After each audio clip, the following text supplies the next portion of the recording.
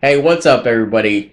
Dragon Ball FighterZ is out now. It is an amazing game, and we are here to review it for you. So if you haven't gotten Dragon Ball FighterZ yet, definitely check this video out, and maybe it'll help you decide whether you want to get it or not.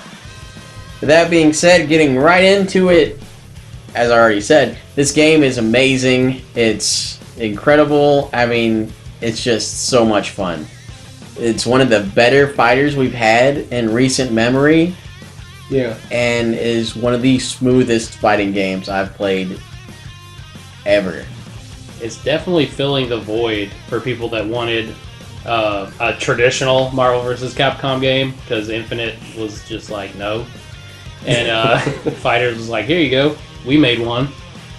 And it's awesome. Like, yeah, it really is. And like almost every move in this game is a reference to Dragon Ball Z. Yeah, there's so many like references. Like I think it's Majin Buu's punch, one of his light combos. He punches him in the eyes like he does with Babidi when he beheads him. And it's just a bunch of other cool stuff like that. Like Frieza has a combo where he like squeezes and explodes them like he did to Krillin. Plus, there's so many like actual Easter eggs in the game. Like, if you finish Cell off with Team Gohan's Kamehameha, it'll play Cell's death scene. And, I mean, the game is just animated so beautifully. It looks straight up like the anime anyways. And, I mean, sometimes you just feel like you're watching the anime. Yeah. Like, it just...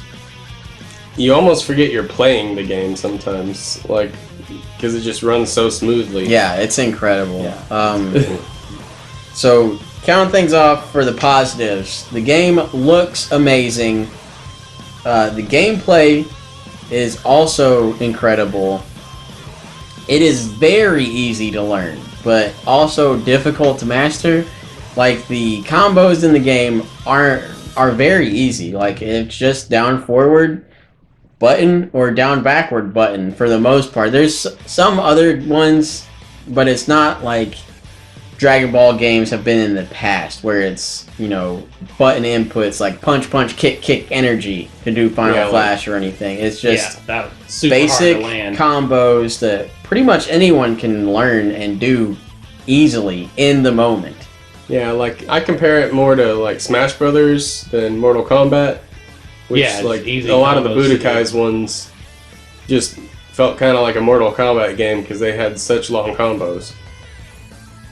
But yeah, the game, you almost can button mash and basically just there's not a step that high above button mashing because it's that easy to control. I mean, it's just pick up and play. It's so fast paced. It's so fun. It's just everything you would want in a Dragon Ball game. Basically, it's fantastic. Yeah, and the last plus we could thank for it is there is an original story mode. It's relatively interesting, and there's even an original character with Android 21, and we really like Android 21.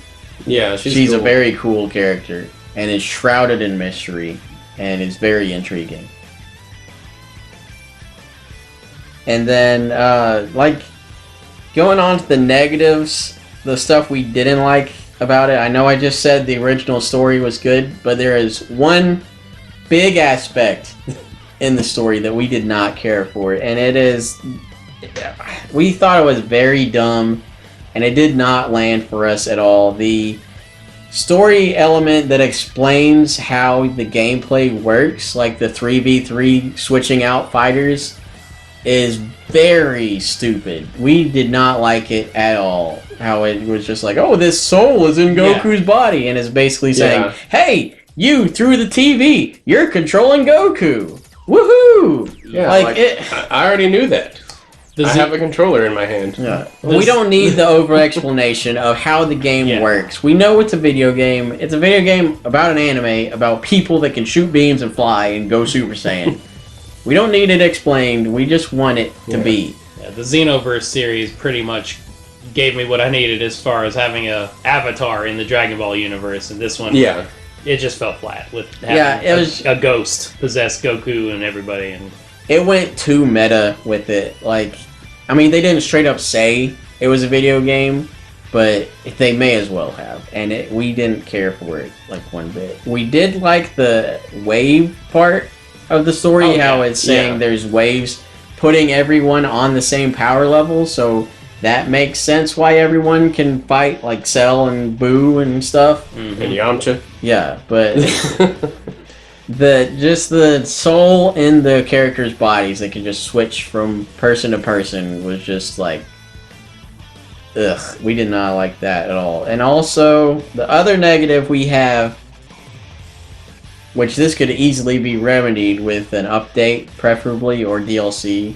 unpreferably, but there's no alternate costumes, really. Like, there are alternate colors, sure, and there are a bunch of them, and you can unlock them, and it's actually, like, not that bad to unlock them, but there's not actual alternate costumes. Like, Vegeta's alternate color that's meaningful is his second color option is his first, like, orange and green armor color that he had when he first showed up, when him and Nappa were eating that bug around the campfire. And see, I'd like to put the shoulder pads on Vegeta. Exactly, that's where I was leaning towards. I'd like to have driving school Piccolo and Goku outfits. Yeah. Yadrat, Goku. Yardrat. Yeah. There's so many options they could have had for, like, you know, different costumes. Yeah. And I can't imagine it would have been that difficult to put them in, but the fact that we really only have alternate colors is it's disappointing, to say the least. But overall, we loved the game. We thought it was extremely solid. The character roster is slightly limited. There's not as many characters as we would have liked. Like, we would have loved to have, you know, like Master Roshi or Kid Goku as playable, but... Or Mr. Satan, or Hercule. Or Rayleigh. Yeah. I'm fine with no or Rayleigh, but yeah, the roster was limited. We're not counting that against the game because we have to judge the game for how it comes and not what we want it to be. Oh yeah, there's still well over 20. If there was only like 6, then that'd be a negative. But there's a good bit, and there's a good bit. They are all completely unique. Even the alternate forms of Vegeta and Goku play completely different. Yeah, they really do. Yeah, because Vegeta Super Saiyan is mainly beams, and Vegeta Super Saiyan Blue is mainly, like, punch combos. Yeah, it looks like a lot... Or it's not necessarily grapples, but, like, punch and snares. Yeah, that 16's game is grapples. Yeah, 16. But overall, we loved the game. We thought it was really fun to play. The story is fun to play through. Goes back to the board game style, get through the story like Budokai 2 did. But the Dragon Ball element in the gameplay is a little, like, weird because you don't really have enough time to summon the dragon almost ever. But I mean, it's cool that it's there and cool that it can do, like, 4 amazing things for you if you can summon it, but the health of the characters really isn't there to do so. And the speed of the matches, too. I like how the story mode went back to the board game style that Budokai 2 had back in the PS2 days, but I miss, like, it being like an actual board game and you gather the Dragon Balls and on the board and stuff like that. Yeah, I would have preferred that. Better use of the Dragon Balls than just get the right amount of combos and happen to finish a combo while you have full key to get summon Shenron. Yeah. It's ridiculous. Yeah, but I mean, it should be ridiculous for how it is, because you can get a full character back that way. But I would have much preferred them do it on the map, like Scotty said. Because, you know, for instance, you can find all the Dragon Balls, and maybe it's only like 1 wish or something that you get, like, or not 1,000, probably like 100 capsules of, like, stuff, so you don't have to buy a bunch of loot crates, or you get, you know, 1,000,000 Zenny or something like that. Just little things, not necessarily like anything big, but just like the not microtransactions, the loot boxes you buy in the game through Zenny. That's the capsules. Like, that would have been a cool wish to have. Yeah, if you gather them all. Or maybe like an exclusive character you can wish for, and that's the only way to unlock them. That would be interesting. Something like that. Because that way you would have to get them. Yeah. And it would give you a little incentive to do so. So, Aaron, who were your 3 favorite characters? Well, Krillin is really good. I mean, we did the video earlier that's my favorite character, but 18 was pretty good too. And oddly enough, Gotenks. Gotenks is amazing. Gotenks is so much fun.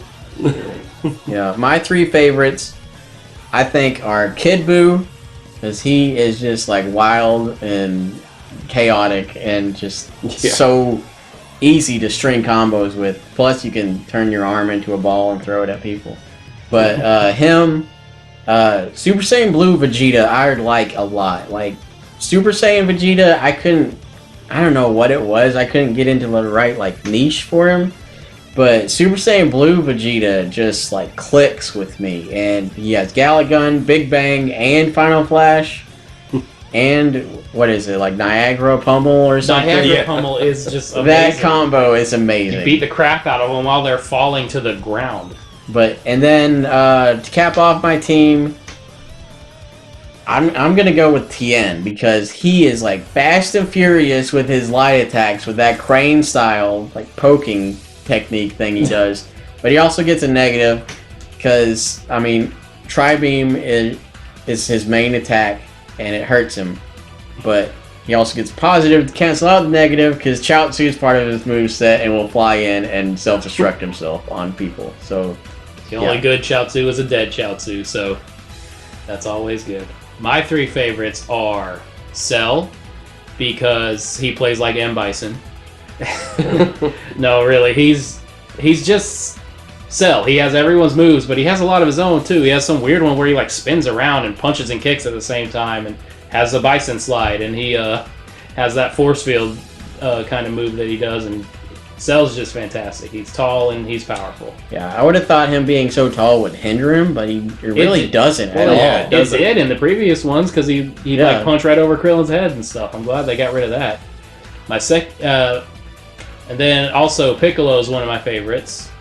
He's very tactical, and I haven't fully gotten the hang of him yet, but he's definitely up there. I like how you can basically use his attacks to mess up what your opponents are trying to do, like those big homing beams he sends out really can mess somebody up if they're trying to charge at you or something like that. And my absolute favorite is Adult Gohan. He is so quick and ridiculous, and Adult Gohan is who I'm best with easily. He's always my closer, like my last guy. He can go Ultimate Gohan 7 times. Yeah. Yeah, Ultimate Gohan's incredible, and that's my main team. Yeah, overall, we loved Dragon Ball FighterZ. We thought it was an outstanding game, and overall, we give the game an 8 out of 10. So if you haven't gotten it yet, definitely go pick it up. And even if you are one of the people that waits till it like drops in price to pick it up, you won't be that like far behind whenever you're playing online, because it's such an easy game to pick up and play. So you won't be like trying to find your way to fit into this late game. But Dragon Ball FighterZ, definitely worth it. Definitely get it. And it's one of the best Dragon Ball games to date. Hey, thanks for watching. Did you like the video? Why don't you hit that like and subscribe button? It really helps us grow the channel. And don't forget to ring that bell to join our notification squad. Also, you can follow us on Facebook, Twitter, and Instagram. I put the links in the description just to make it easier for you to get to. And we will catch you next time for the next video from the Bro Trio.